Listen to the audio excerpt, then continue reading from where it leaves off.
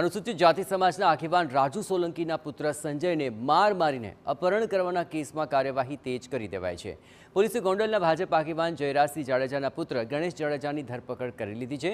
પોલીસે ગણેશ અને અન્ય 7 આરોપીને કોટડા સાંગાણી પાસેથી ઝડપી લીધા હતા। તેમની પાસેથી 2 મોબાઈલ અને 2 કાર પણ જપ્ત કરી। મહત્વપૂર્ણ છે કે સંજય સોલંકીને માર મારવામાં આવ્યો અને તેનો ન્યૂડ વિડીયો ઉતાર્યો અને તે બાબતે પણ હવે તપાસ ચાલુ છે।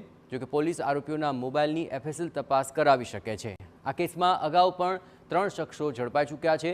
અત્યાર સુધીમાં કુલ 11 આરોપી પોલીસના સકંજામાં આવી ચૂક્યા છે। તેમની સાથે કલમ 307, એટ્રોસિટી અને રાયોટિંગ સહિતના ગુનાઓ દાખલ કરવામાં આવ્યા છે।